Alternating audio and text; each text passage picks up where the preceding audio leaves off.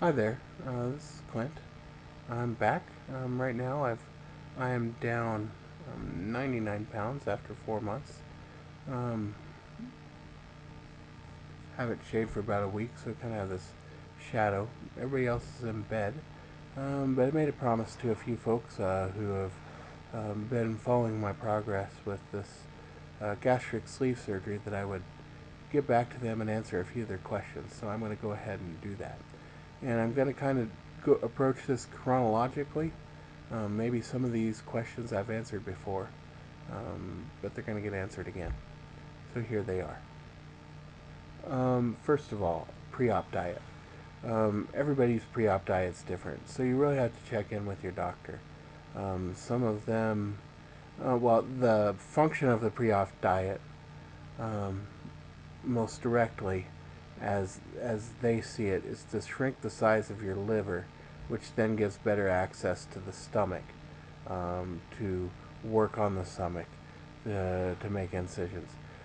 Because of this, what they really try and do is a high protein diet that flushes the liver of all of its kind of um, sugary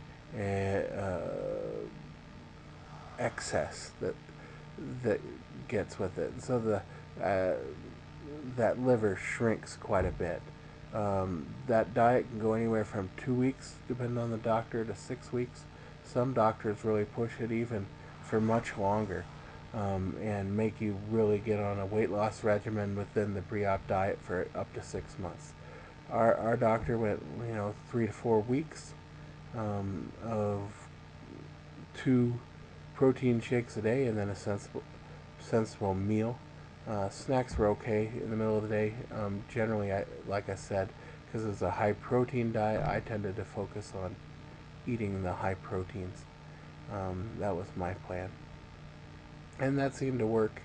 I had to have an extra incision to kind of get to everything, but at that point, I was a fairly big guy. Still am, but um, with my weight going into the surgery, that wasn't much of a surprise.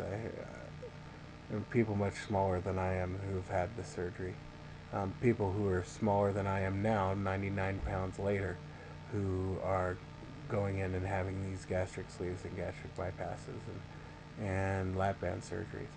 So, so that pre-op diet varies, but it's almost always one, high protein, two, with protein supplements, protein shakes, and three, kind of designed with a liver shrink. Some even require a completely liquid diet at some point, for a certain period of time. Um, let's see. Post-op diet. Post-op diet generally starts with clear liquids. The first couple days, you're just trying to get in your protein shake and water, and occasionally soup, broth. Um, and that'll go for a week to 2 weeks. Then um, you kind of graduate into soft liquids after about a week and a half, 2 weeks, which for me, I kind of stretched it a little bit, but includes things like sugar-free pudding, um, Greek yogurt, um, these kinds of things. Get into weeks, so around 3, 4. As I remember it, you get into kind of soft foods. You get into things like eggs, um, well whipped or instant mashed potatoes. Um, these kind of things is kind of formless foods. And then that's about 3, 4, then 5 weeks, you're getting into where you can kind of get into some of the heavier, softer foods, but not really any meats yet. 5, 6 weeks until you really can have any meat kind of protein, anything you can really get your teeth into. This makes it pretty difficult, with the way I thought. It was probably the hardest part of the whole process, not the pre-op diet, which was hard at times. But the post-op diet, you just, after a while, get tired of this kind of protein shake film, blah, kind of everything kind of tastes the same after a while, and it just stinks. And so at that point, you feel like you wonder if you made the right decision on the surgery. But once you get into week 5, 6, 7, things start to even out a little bit, and you do pretty well. So that was one of the questions. Would I do it again? Yes, I would do it again. Um, I would probably, um, and I would do the same procedure again. I'd do the gastric sleeve.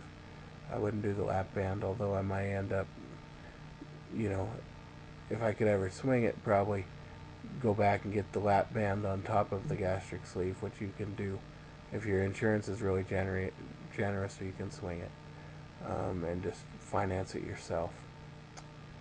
Right. How long till you're able to do some work? It depends on the person. Um, Jennifer had her surgery probably like a Wednesday, Thursday, on a Thursday, and she was back to work by the next Tuesday. That's primarily desk work, though. And I took more like a week off, but with that week, then you know, I just took a week off too. Um, both of us had a lot of problems with dizziness in those first couple of weeks, um, both because I think we were getting into ketosis, possibly we were a little dehydrated, um, and then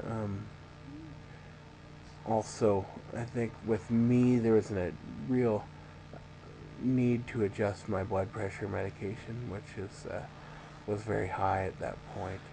Um, and so my blood pressure was running down like oh 116 over 60, which is really low for a guy my size and for me. Um, let's see, foods that don't sit well. Um, Still, even today, heavy breads don't really sit well. Um, like you're not. I don't think I'm ever going to be able to sit down and have a hot pocket again. Um, Pizza I can eat, but really only thin crust, and really not the crust, the end. So a lot of I go to Subway, and it's a flatbread, and once in a while I can do like a regular bread sandwich, but the whole diet, even as you go further out, is really kind of centered on being high in protein and low in carbs. And so you, it's just something to consider, and that's how you lose the weight. Um, let's see here. What surprised me? There are two things that probably surprised me in this whole thing. The first thing that surprised me was the amount of ego that I had invested, even though I was overweight and didn't like always wanting to eat a lot, but in eating a lot. How sad it was for me when I sat down and I could only eat a half a piece of pizza and I'd feel like a wimp. And I don't know how to explain that, but I think it's more of a guy thing than a girl thing as far as that goes. You're like, man, oh, what kind of wimp am I? So that's probably one thing that really surprised me. I think the other thing that really surprised me, um, well, golly, I don't know if anything else really surprised me. I had something in mind, but I forgot it. There's this question about carbonated beverages. Can you have? Almost every bariatric surgeon recommends that you never have carbonated beverages, alcohol, or caffeinated beverages again. And they're trying to. I always joke they're trying to make you functionally Mormon. The reason for this, though, is that it's makes you there's a they're diuretics, and when you're trying to really maintain your hydration because your stomach's smaller, it works against that. Also, carbonated beverages, the carbonation tends to stretch your stomach, which works against the surgery a little bit. Having said that, do I have carbonated beverages occasionally?